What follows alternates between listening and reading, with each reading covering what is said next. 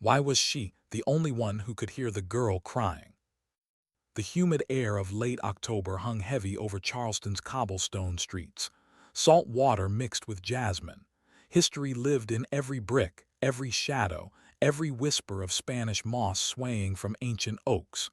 This was a city that moved slowly, deliberately, like it had all the time in the world. Riley Crane did not have that luxury. 31 years old, 5'9", lean muscle built from necessity, not vanity. She moved through the tourist-crowded sidewalks with the kind of awareness most people never developed. Her dark blonde hair was pulled back in a tight braid. Her hazel eyes scanned everything. Not paranoid, professional. There was a difference. Worn jeans, plain gray t-shirt, running shoes that had seen better days. She looked like any other woman enjoying a Tuesday afternoon, but her posture gave her away, straight, balanced, ready.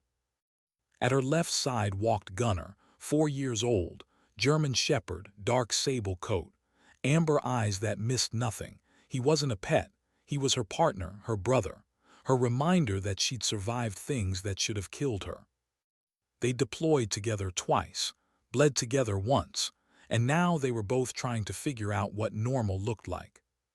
Spoiler alert, they hadn't figured it out yet. Riley took a breath.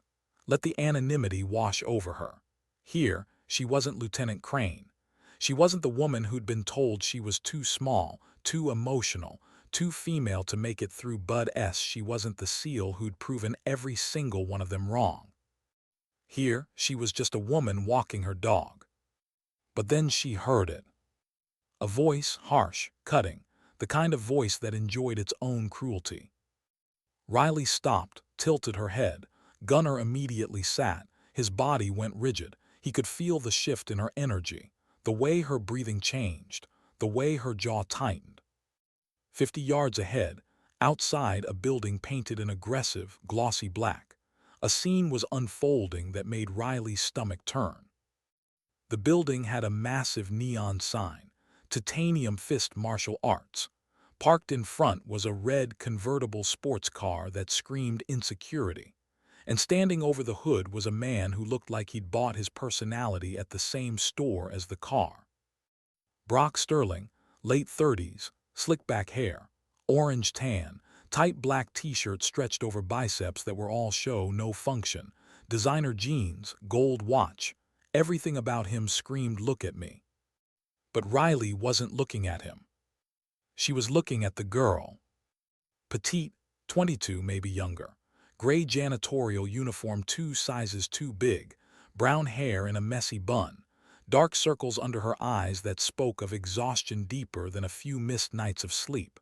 A yellow mop bucket knocked over, soapy water pooling on the sidewalk, a few droplets on the pristine red paint. The girl was trembling, hands raised defensively, stammering apologies that were being drowned out by Brock's shouting. Riley watched as he jabbed a finger toward the girl's face, invaded her space, used his size like a weapon. "Look at this mess," Brock screamed.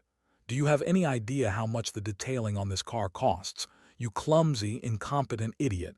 You think sorry fixes $1,000 ceramic coating. You are useless. Absolutely useless."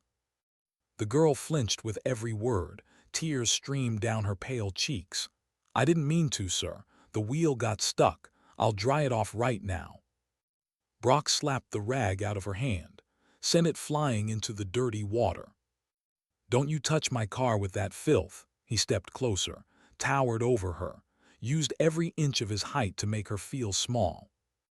Passers-by slowed down, looked uncomfortable, but no one intervened. They never did. Riley didn't rush, she didn't run, she simply started walking, her stride purposeful, measured. In her line of work, uncontrolled emotion was a liability, but controlled aggression, that was a tool. Gunnar fell into step beside her. A low rumble started in his chest, not quite a growl, just a signal. He understood the assignment. As Riley approached, Brock grabbed the girl by the shoulder of her uniform, shook her slightly. "I should make you lick this water off the pavement," he spat. You're going to pay for a full detail. I'm taking it out of your pathetic paycheck before you even see a dime." That was the line. Riley stepped onto the curb. Her shadow fell over the angry man. "That's enough." Her voice wasn't loud. She didn't shout. She spoke with the flat, absolute authority of someone who'd commanded troops under fire, a tone that brooked no argument. Brock froze, spun around, looked her up and down, sneered when he saw the plain clothes, the lack of visible wealth, the fact that she was a woman.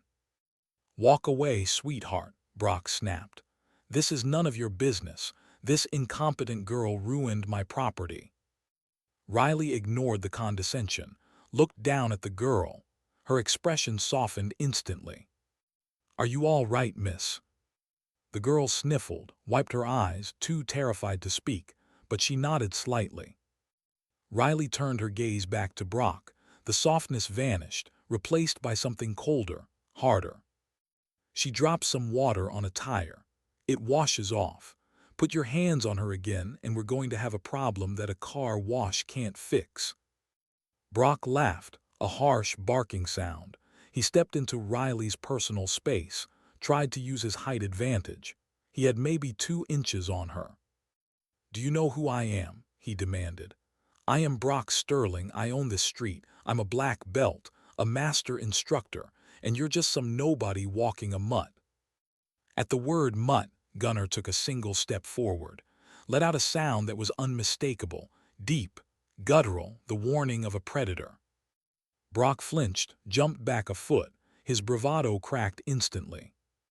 "Control your beast," he shouted, his voice jumping an octave. Riley didn't smile, but there was a glint in her eyes. "He's controlled, are you?" Brock's face went red. "I don't take orders from women, especially not some skinny nobody who thinks she's tough because she has a dog." Riley tilted her head slightly, studied him. In that moment she made a calculation. This man had been bullying people his entire life. He'd built an empire on intimidation, on making others feel small so he could feel big. And he'd never been checked. "You want to prove you're tough," Riley said quietly. "Fine, you and me. 1 round, no rules, no ref. Just you showing me how much of a master you really are." Brock blinked, then his sneer returned, wider, uglier. "You're challenging me, a woman. This is going to be embarrassing for you." "Set the time and place," Riley said. Her voice was calm, almost bored. "Or keep running your mouth, your choice." Brock's eyes gleamed with malicious excitement. "Friday night, 8 o'clock, right here in my dojo. I'll even let you bring your little dog as emotional support. You're going to regret this, sweetheart." Riley looked at him for a long moment. Then she turned to the girl, reached into her pocket, pulled out a business card, handed it to her. "If he touches you again, you call that number. Understand?" The girl took the card with shaking hands, nodded. Riley whistled once. Gunner immediately fell into heel. They turned and walked away, calm, unhurried, like nothing had happened. Behind her, Brock was already shouting to a gathering crowd. "Did you see that? Friday night. I'm going to teach some feminist a lesson in humility." Riley didn't look back. But she was thinking. Thinking about the girl's tears, about the trembling hands, about the dark circles under her eyes, about the way people had walked past without stopping. She'd seen that look before, in villages overseas, in women who'd been beaten down so long they didn't remember what it felt like to stand up. And she'd made a promise to herself a long time ago. She would never walk past that look again. Gunner glanced up at her as they walked, his amber eyes knowing. "I know, boy," Riley murmured. "I know." The mission had just begun. But there was something else gnawing at her, something she hadn't told anyone, not the girl, not Brock, not even Gunner, though he probably knew anyway. She'd been discharged 3 months ago, medical separation, a shoulder injury that hadn't healed right, the kind of thing that ended careers, the kind of thing that made her feel like she'd lost her purpose. She'd been trained to protect, to fight, to be the person who stood between evil and the innocent. And then they'd told her she couldn't do it anymore. So here she was, in Charleston, trying to figure out who Riley Crane was without the uniform, without the team, without the mission. Turns out she was the same person, just without the backup. That night in her cheap motel room, Riley sat on the edge of the bed and stared at her hands. They were steady. They'd always been steady, even when everything else was falling apart. Gunnar lay at her feet, watching her, waiting. "I shouldn't have done that," she said quietly. "I should have called the cops, let the system handle it." Gunnar's tail thumped once. "But you know what? I'm tired of watching bad people get away with things because good people are too scared to do anything about it." Another thump. She looked down at him. "You think I did the right thing?" Gunnar stood up, walked over to her, rested his massive head in her lap. Riley scratched behind his ears. "Yeah, me too." Her phone buzzed. She glanced at the screen. Unknown number. She answered, "Hello." A soft, hesitant voice. Is this the woman from today with the dog?" Riley sat up straighter. "Who is this?" Emily Vance, the janitor. You gave me your card." Riley's entire demeanor changed, softened. "Emily, are you okay? Did he hurt you?" No, he hasn't touched me, but I wanted to thank you. No one's ever stood up for me like that." "You don't need to thank me." "Yes, I do. You don't understand. I've been working at that building for 6 months. Every day Brock makes my life hell.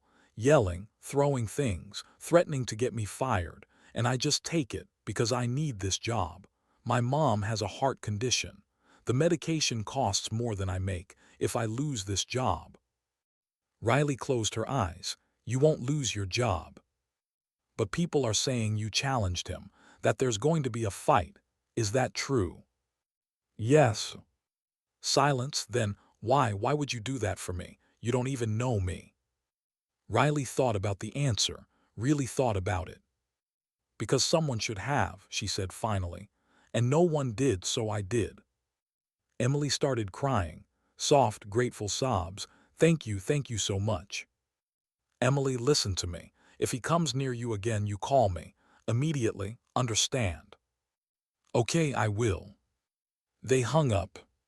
Riley sat in the silence, looked at Gunnar. "Well," she said, "guess I'm doing this." Gunnar's expression didn't change.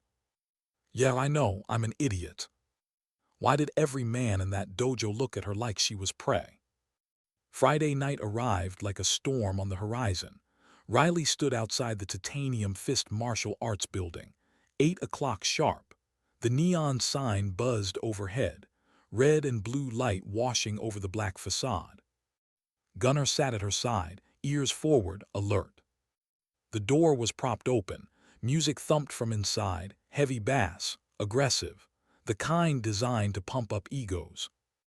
Riley took a breath, rolled her shoulders, the left one twinged. The injury, the reason she was here instead of deployed, the reason her world had shifted. She pushed the thought away, focused. Inside the dojo was exactly what she expected. Black mats, mirrored walls, punching bags hanging from chains, and men, lots of men, crowded around the edges of the main sparring area, some in gis, some in street clothes, all watching the door. Waiting for her. Brock Sterling stood in the center of the mat. He changed into a black gi with a red belt. His chest was puffed out. His smile was predatory. Well, he announced loudly. "The little lady actually showed up. I was starting to think you'd chickened out." Laughter rippled through the crowd. Riley stepped inside, let the door close behind her, scanned the room. 40, maybe 50 people, all men, all looking at her like she was entertainment. She'd felt this before. The weight of being the only woman in a room full of men who didn't think she belonged. Bud S. had been like that, the first day, the first week, the first month, until she'd proven herself, until they'd stopped seeing her gender and started seeing her skill. But these men, they weren't her teammates. They weren't going to respect her until she made them.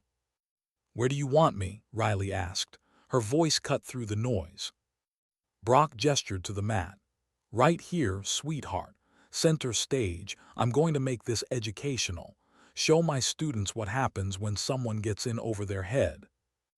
Riley walked to the center. Gunnar followed. She gestured for him to sit at the edge of the mat. He obeyed instantly. His eyes never left her. Brock circled her slowly, theatrically. "Any last words before I embarrass you in front of all these witnesses?" Riley looked at him, really looked at him, saw the insecurity beneath the bluster, the need for validation, the desperation to prove his dominance. "Just one question," she said quietly. "When this is over, will you leave that girl alone?" Brock's smile widened. "When this is over, you'll be the one begging for mercy." "That's not an answer." "Fine, sure, whatever. When I win, you and your mutt leave town. When you lose, sorry if you lose, I'll consider being nicer to the help. Deal?"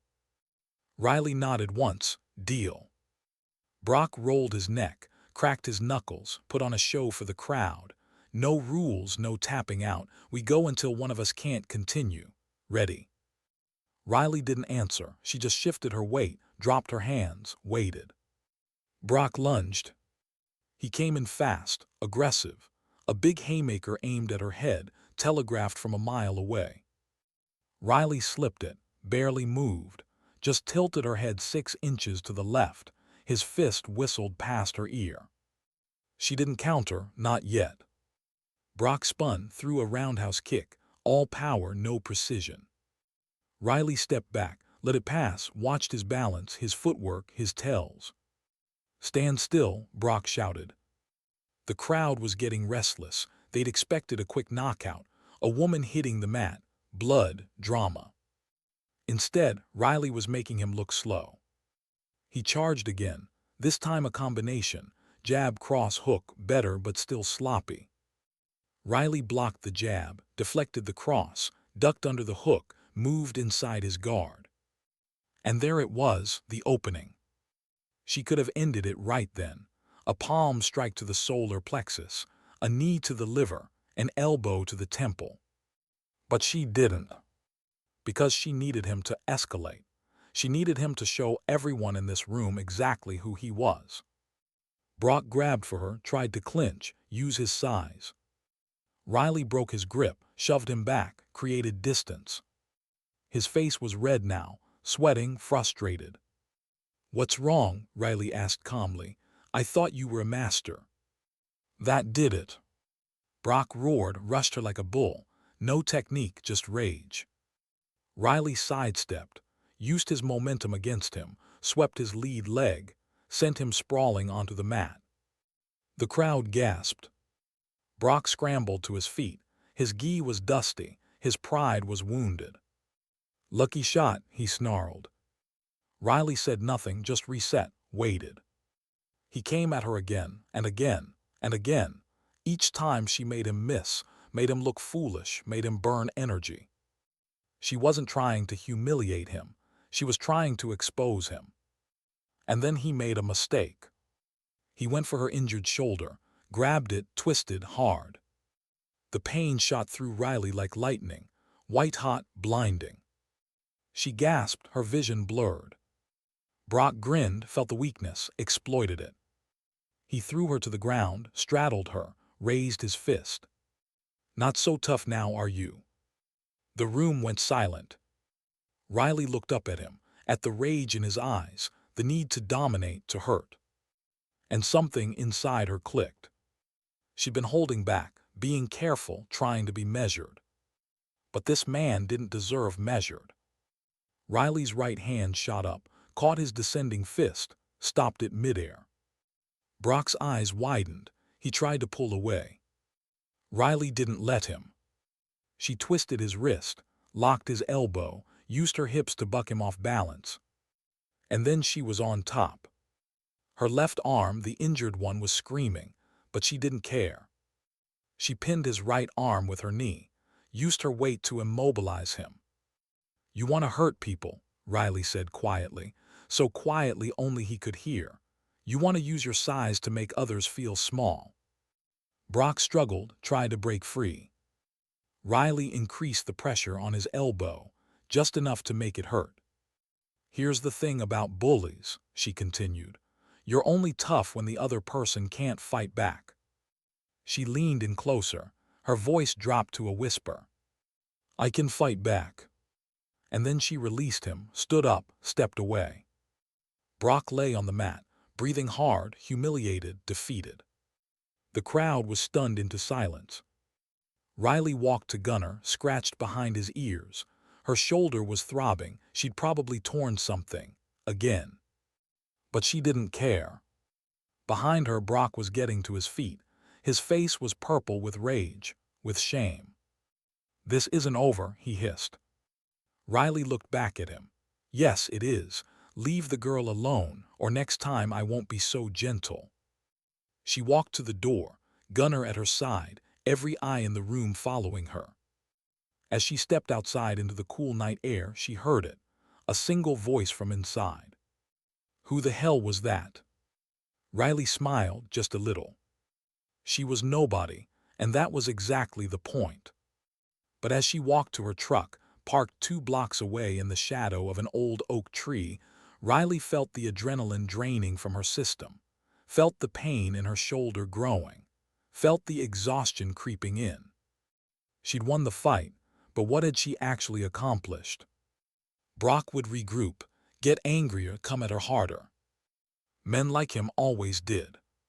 She climbed into the driver's seat. Gunnar jumped into the passenger side, settled in with a soft exhale. Riley sat there, hands on the wheel, staring at nothing. I don't know what I'm doing, boy, she admitted. I don't know if I helped that girl or just made things worse. Gunnar turned his head, looked at her with those amber eyes that saw everything. I know, keep moving forward, that's all we can do. She started the engine, pulled out into the empty street. Behind her, the neon sign of the Titanium Fist glowed red in the darkness. And somewhere in that building, Brock Sterling was planning his revenge. What happens when a bully realizes he can't win with his fists? The next morning, Riley woke to the sound of her phone ringing. Gunnar was already awake, sitting by the motel room door, alert. She grabbed her phone, squinted at the screen. Unknown number again. Hello. Heavy breathing. Then you made a mistake. Riley sat up, wide awake now. Who is this? You know who this is, Brock's voice. But different, calmer, colder. You think you're some kind of hero. You think you humiliated me and that's the end of it. Riley didn't answer. Let him talk. I know who you are now. Riley Crane, former Navy, medically discharged, shoulder injury. You're not some badass. You're a broken-down veteran with PTSD and a dog. Riley's jaw tightened. He'd been digging, finding information. I also know about the girl, Brock continued. Emily Vance, 22 years old, works 3 jobs, lives with her sick mother, barely making rent. You really think you helped her? You really think I'm going to let this slide? If you touch her... I won't, Brock interrupted. I don't need to. See, I own that building. And the building manager, he owes me money, a lot of money. 1 phone call and Emily is unemployed. No reference, no severance, just gone. Riley's blood ran cold. And that's just the start, Brock said, his voice dripping with venom. I have friends, lawyers, people who know how to make life difficult. You want to be a hero, fine, but heroes have consequences. The line went dead. Riley sat there, phone in hand, staring at the wall. Gunnar walked over, nudged her hand with his nose. He's going after her, Riley said quietly. Not me, her. She stood up, paced the small room, think. Brock was smarter than she'd given him credit for. He knew he couldn't beat her physically, so he was going after the one person she'd tried to protect. Classic predator behavior, find the weakness, exploit it. Riley grabbed her jacket. Come on, Gunnar, we need to move. 20 minutes later, she was parked outside the building where Emily worked, watched the front entrance, waited. At 7:30, Emily arrived. She looked exhausted, more so than before. She glanced around nervously before disappearing inside.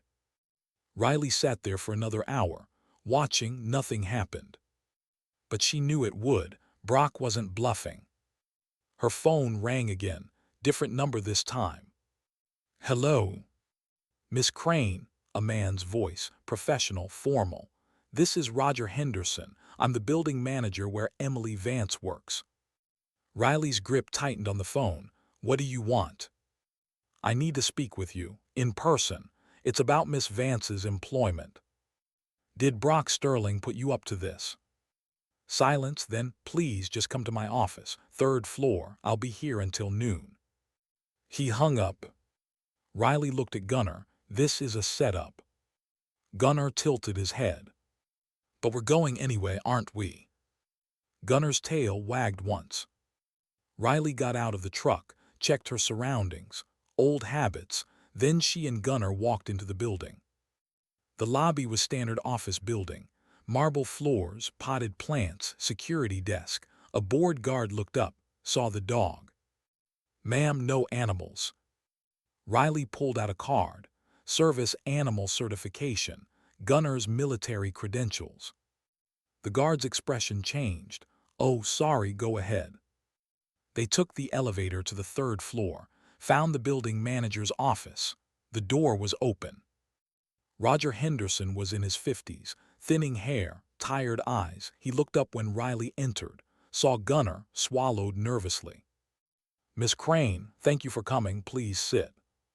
Riley didn't sit. "What's this about?" Roger sighed, rubbed his face. "I need to be honest with you. Brock Sterling called me this morning. He told me to fire Emily Vance, immediately.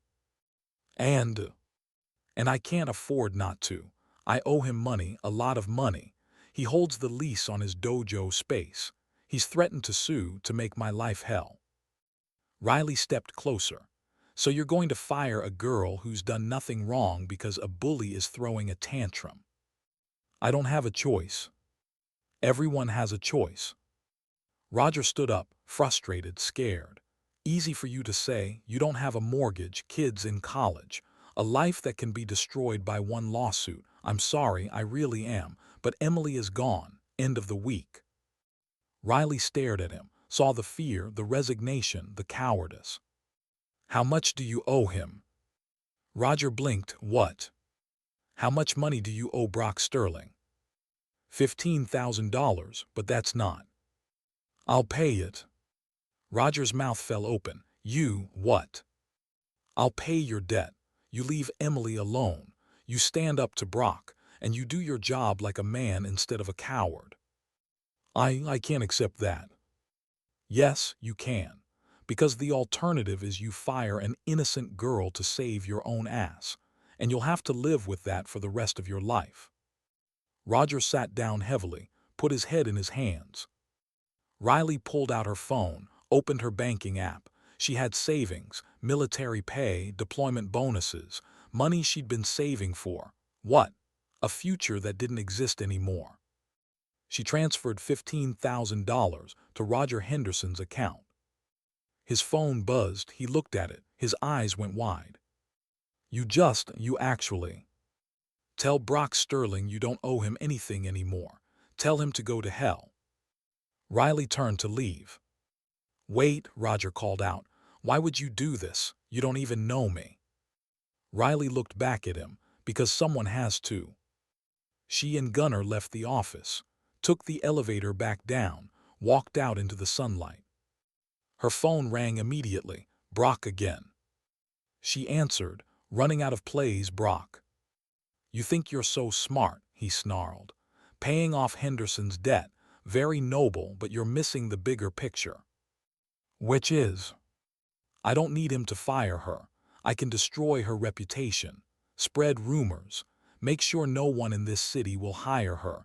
You can't protect her from everything." Riley stopped walking. "You're right, I can't. Finally, you're seeing sense. But I can make sure you're too busy defending yourself to hurt anyone else." Silence. "Then, what are you talking about?" I'm talking about all those students you've been scamming. The fake black belts, the forged credentials, the sexual harassment complaints that got buried. Should I continue? More silence, heavier this time. I did my homework too, Brock, and I've got evidence, documents, testimonies, everything I need to bury you. You're bluffing. Try me. The line went dead. Riley stood there, heart pounding, bluffing. She was absolutely bluffing. She didn't have evidence. She didn't have testimonies. She had nothing. But Brock didn't know that. And now she had to make it true. Gunnar looked up at her, questioningly. I know, Riley said. I just declared war on a guy with more money and resources than me. Smart, right?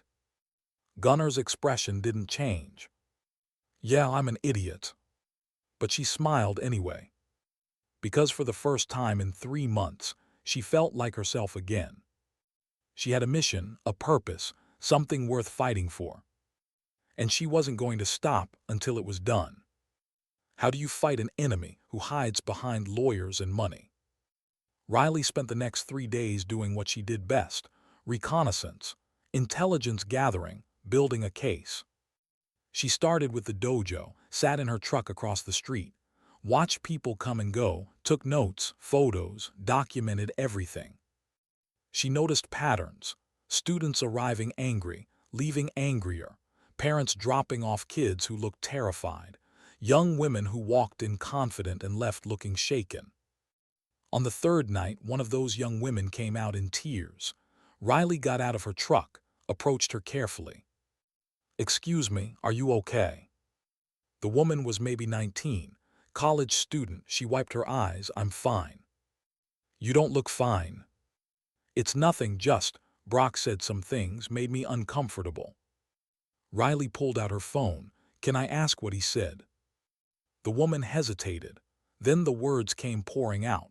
Comments about her body, inappropriate touching during training, suggestions that she needed private lessons to advance.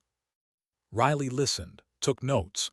When the woman finished, Riley asked, would you be willing to put that in writing?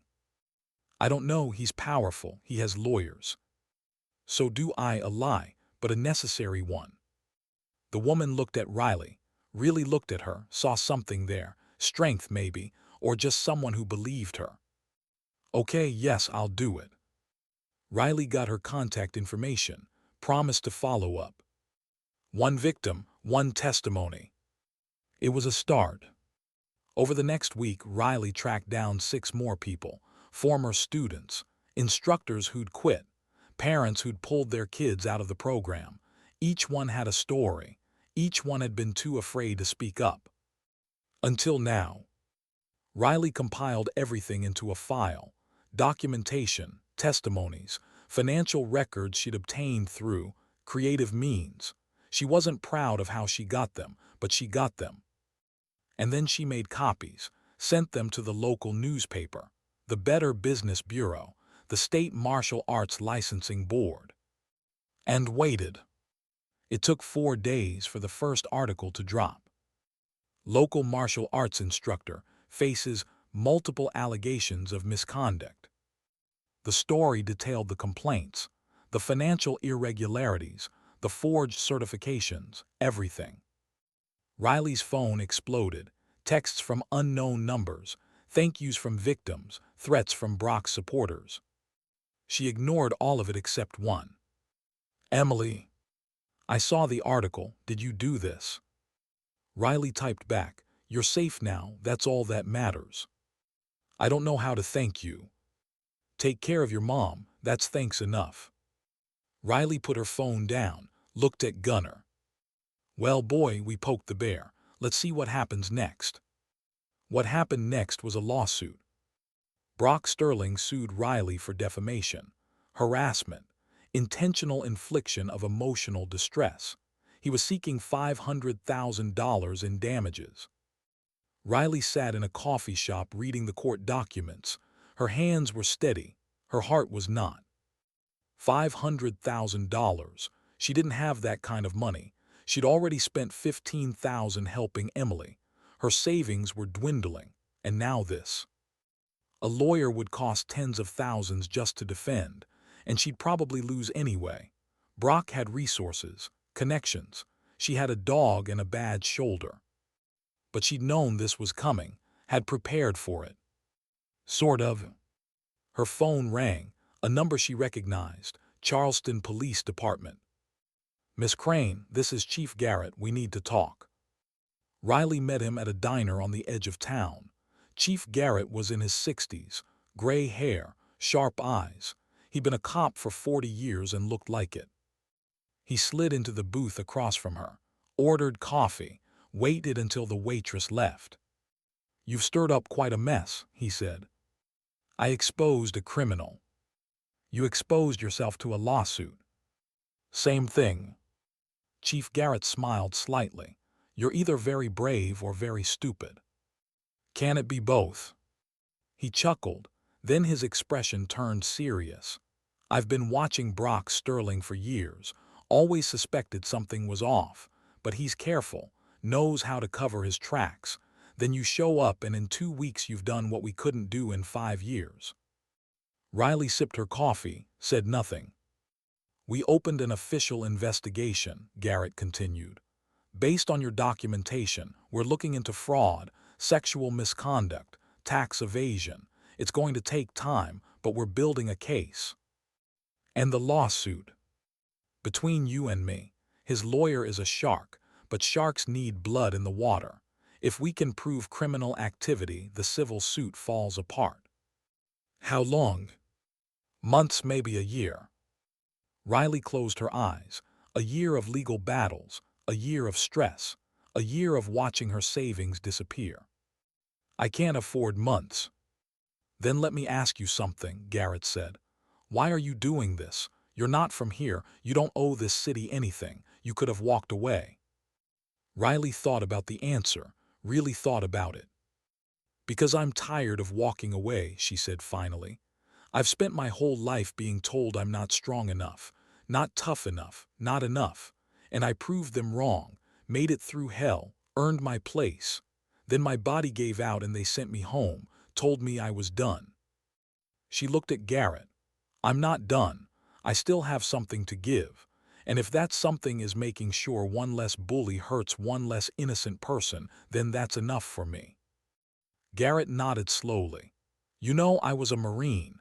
Vietnam, came back broken, PTSD, nightmares, the whole deal. Took me years to figure out that serving doesn't end when you take off the uniform." "So what did you do?" "I became a cop, found a different way to serve." He leaned forward. "You're doing the same thing, just without the badge." Riley smiled, tired, grateful. "Let me help you," Garrett said. "Officially, I can't get involved in your lawsuit, but unofficially, I know people. Lawyers who do pro bono work for veterans, advocates, resources. You don't have to fight this alone." "I've always fought alone." "That's the problem." Garrett pulled out a business card, wrote a name and number on the back. "Call her, Sarah Mitchell. She's a veteran advocate, helped me when I was struggling. She can help you too." Riley took the card, stared at it. "Thank you." "Thank me by not giving up. Brock Sterling has been hurting people for a long time. You're the first person to stand up to him. Don't let him win." They shook hands. Garrett paid for the coffee and left. Riley sat there alone. Well, not alone. Gunnar was at her feet, always at her feet. She looked down at him. "Guess we're not done yet." Gunnar's tail thumped against the floor. "Yes, I know. When are we ever?" Riley pulled out her phone, dialed the number on the card. A woman's voice answered, "Sarah Mitchell." "Hi, my name is Riley Crane. Chief Garrett gave me your number. I need help." "Tell me everything." And Riley did. What does justice look like when the system is rigged against you? 3 months later, Riley sat in a courtroom, not as a defendant, as a witness. The investigation had moved faster than anyone expected.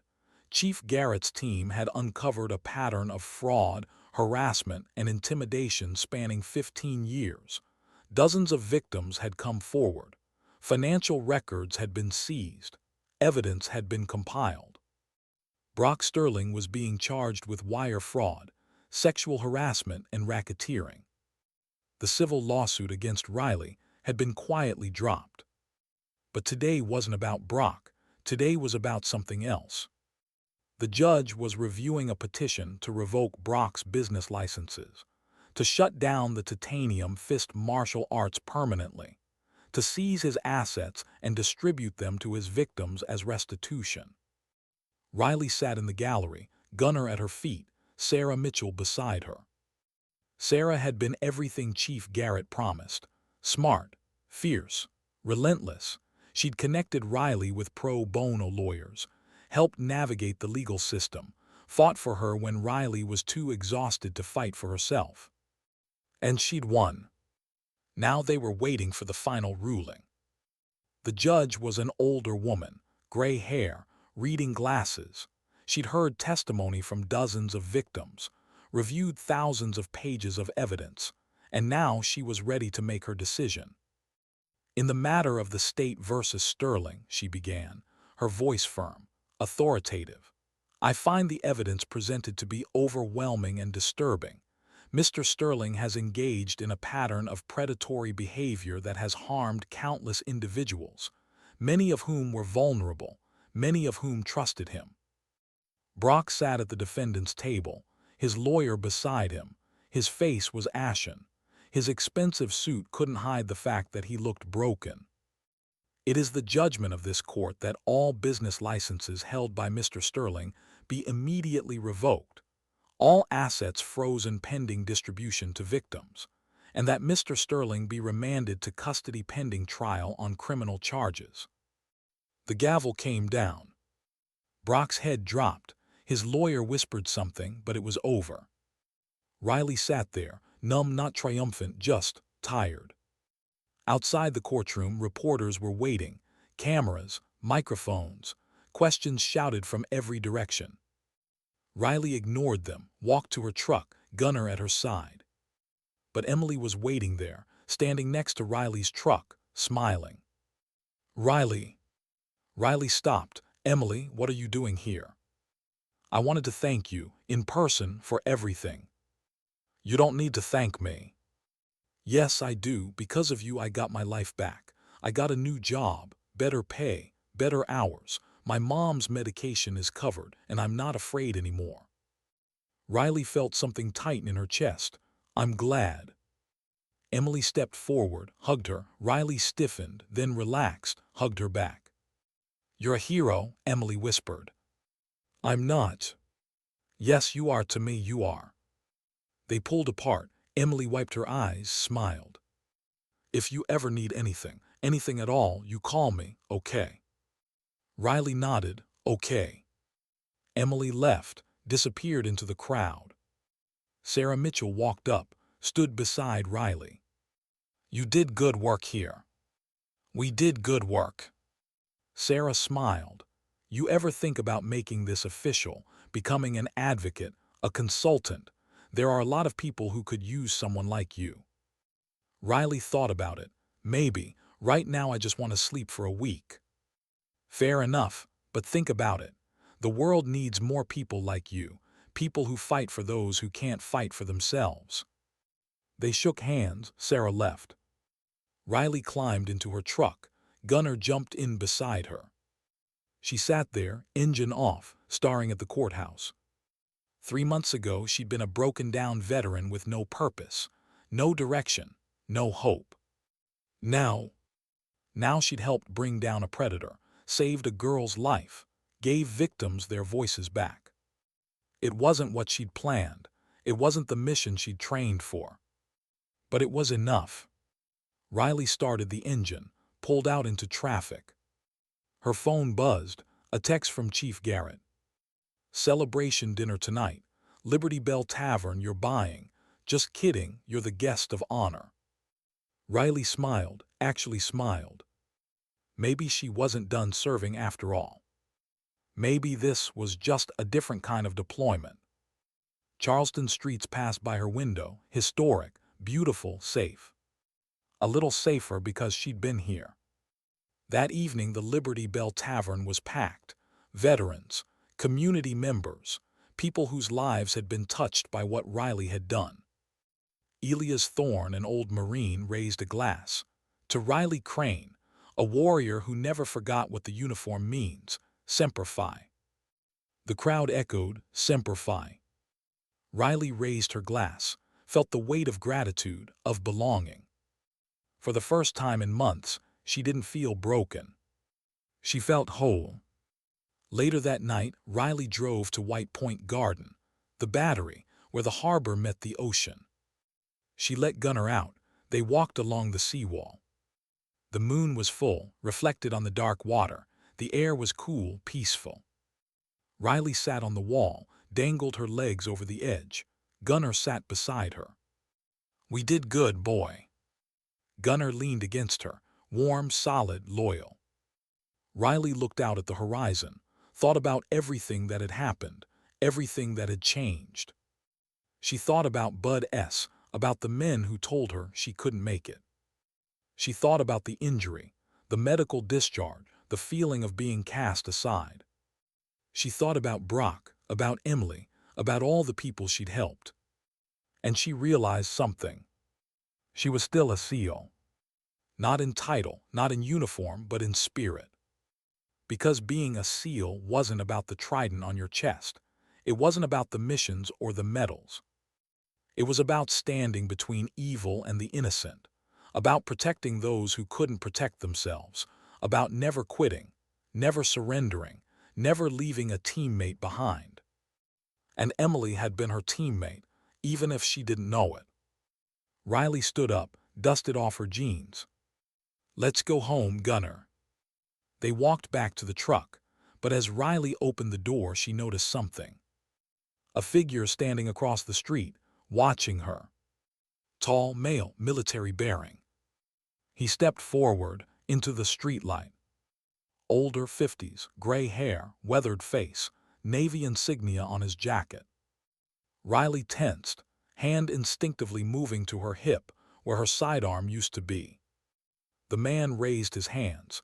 "Easy, Lieutenant, I'm not here to cause trouble." "Who are you?" He walked closer, slowly, non-threateningly. "Commander James Hartley. Retired. I heard about what you did here, the Sterling case. I wanted to meet you." "Why?" Hartley smiled. "Because I run a program for veterans like you, people who still want to serve but can't do it in uniform anymore. We help connect them with communities that need protection, legal advocacy, security consulting, crisis intervention." Riley's eyes narrowed. "Sounds like vigilante work." "It's not. It's all legal, all sanctioned. We work with law enforcement, with courts, with community organizations. We're the bridge between the system and the people who fall through the cracks." "And you want me?" "I want you to consider it. You've got skills, experience, a moral compass that doesn't waver. That's rare." Riley looked at Gunner, then back at Hartley. "I'll think about it." Hartley pulled out a card. "That's all I ask. Take your time, but when you're ready, call me." He walked away, disappeared into the night. Riley stared at the card, then tucked it into her pocket. "What do you think, boy?" Gunner tilted his head, then barked once. "Yeah, me too." Riley climbed into the truck, started the engine. Behind her, Charleston glowed with warm light, historic, beautiful, safe. Ahead of her, the road stretched into darkness. Full of possibilities, full of missions, full of people who needed someone to stand up for them. Riley Crane was no longer active duty. But she was still a warrior. And warriors don't retire. They just find new battles to fight. As she drove through the night, Gunner sleeping beside her, Riley felt something she hadn't felt in a long time. Peace, purpose, hope. The uniform was gone, the trident was locked away, the deployments were over. But the mission never ended. And neither would she. Sometimes dignity doesn't speak, it simply acts.